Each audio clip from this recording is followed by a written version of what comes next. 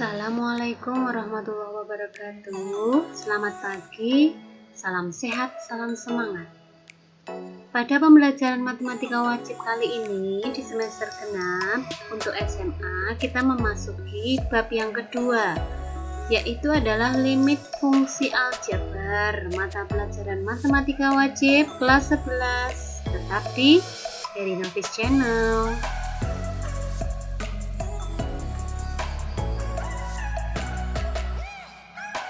Apakah limit itu? Jadi kalau yang belum pernah mendengar gitu ya, atau mungkin dari bahasa Inggrisnya, limit itu berarti batas, atau bisa juga diartikan dengan pendekatan. Jadi ketika kita melihat sesuatu hal gitu ya, kita melihat kan ada batasnya, tidak semuanya itu kita bisa lihat. Demikian juga indera pendengaran kita, itu juga ada batasnya, karena setiap manusia itu mempunyai batas-batas tertentu yang kita tidak bisa melebihi atau melampaui dari batas itu. Itulah penggunaan limit. Ilustrasinya misalnya dalam dosis pemakaian obat antibiotik dalam tubuh manusia ya, kan tentunya ada dosis tertentu. Jadi limit batas yang bisa dicapai oleh tubuh manusia itu berapa, kan tentunya ada. Ketika itu melebihi maka itu tidak baik bagi tubuh. Ketika itu kurang juga nanti tidak akan berpengaruh bagi kesehatan tubuh. Yang kedua, jarak pandang manusia, kan juga kita bisa lihat ya, kita bisa melihat ke depan itu hanya batasnya mungkin 10 atau 100 meter gitu ya. Setelah itu kan kita tidak, atau kita sulit untuk melihat dengan jelas. Kemudian keterbatasan indera pendengaran juga, itu dalam konteks umum. Bagaimana dengan matematika? Misalnya konsep limit atau pendekatan dalam matematika, ada ilustrasi bilangan bulat manakah, bilangan manakah ini enggak bulat ya, jadi bilangan manakah yang terdekat dengan bilangan 3? Ada yang bisa jawab? Mungkin ada yang bisa menjawab bilangan terdekatnya 3,01 Bu, atau mungkin 3,001 itu lebih dekat dari 3,01, atau mungkin 2,9 itu juga mendekati angka 3, atau 2,99, atau ada lagi 3,0001.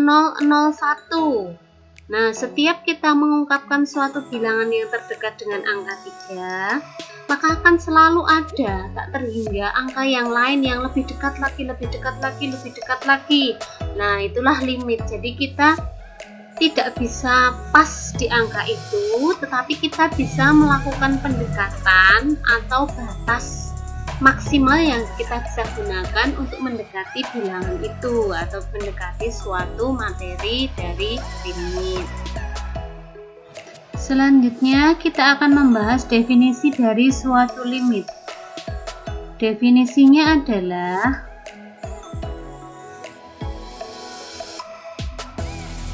misalkan f adalah sebuah fungsi yang memetakan dari bilangan real ke bilangan real, dan dimisalkan L dan A adalah anggota bilangan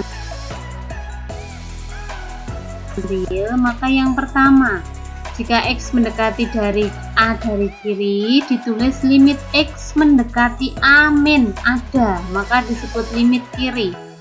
Nomor 2, jika X mendekati A dari kanan dan ditulis limit X mendekati A plus ada, maka dia disebut limit kanan. Yang ketiga, limit X mendekati A dari fx itu dikatakan ada jika limit kiri dan limit kanannya nilainya sama. Yang selanjutnya adalah suatu fungsi Y sama dengan fx untuk X mendekati A mempunyai harga limit L jika ada definisi untuk setiap bilangan kecil epsilon yang positif terdapat bilangan positif delta sedemikian sehingga tiap-tiap nilai X memenuhi harga mutlak dari X min A itu harus kurang dari bilangan positif delta, sehingga berlaku harga mutlak dari fx kurangi L itu kurang dari bilangan yang sangat kecil yaitu epsilon. Ilustrasinya adalah misalnya diketahui fx sama dengan x plus 1, di mana x anggota bilangan real. Berapakah nilai fx itu untuk x mendekati 2? Kita peroleh dari kiri, yang mendekati angka 2 itu berapa? 1 misalnya kita masukkan ke fx, berarti 1 tambah 1, 2. Yang lebih mendekati lagi 1,5, 1,5, maka dimasukkan fx menjadi 2,5. Lebih dekat lagi 1,99 dimasukkan ke fx, nilainya adalah 2,99. Itu didekati dari limit kiri. Sedangkan dari limit kanannya, misalnya dari angka 3, kita masukkan dalam fx itu 4, atau yang lebih dekat lagi 2,01 kita masukkan ke fx 3,01. Kita lebih dekatkan lagi 2,001 masukkan ke fx 3,001, sehingga dari angka 1,99 dari kiri dan 2,001 dari kanan, nilai fx-nya mendekati angka berapa? Angka 3. Sehingga nilai limit fx mendekati 2 untuk x plus 1 nilainya adalah 3. Ilustrasi yang berikutnya, tentukan limit kiri dan limit kanan serta nilai limit fungsi untuk x mendekati 3 dari 5 per x plus 3. Kita buat tabelnya, kita kedekatkan dari kiri untuk x mendekati 3 dari 2,9 dan 2,99. Diperoleh untuk 2,99 itu nilai fx-nya adalah 5 per 5,99.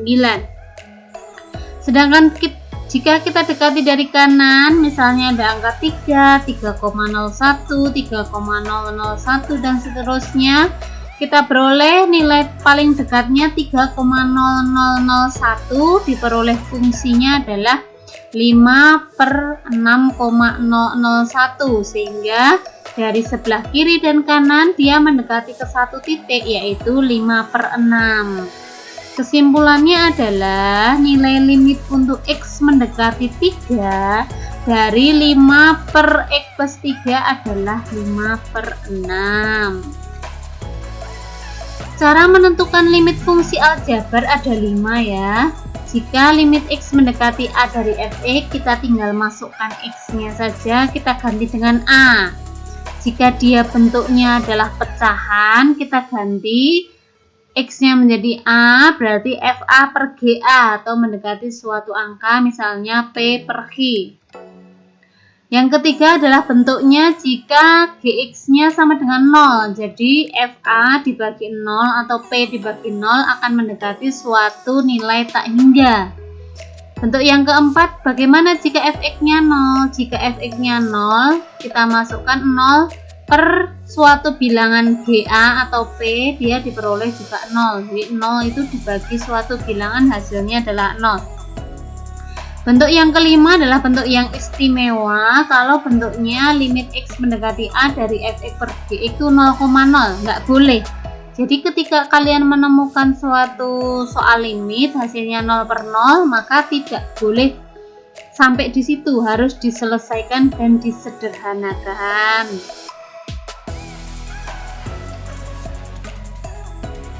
Misalnya contoh soal nomor 1.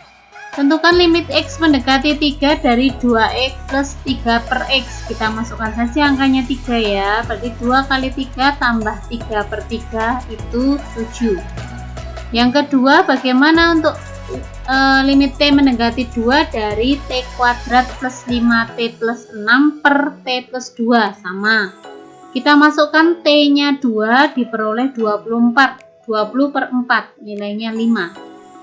Contoh yang ketiga, nilai limit x mendekati 2 dari x pangkat 3 plus 8 per x kuadrat min x min 2. Kita masukkan x-nya 2 ya, ketemulah 16 per 0. Jadi bilangan yang dibagi dengan 0 hasilnya adalah tak hingga.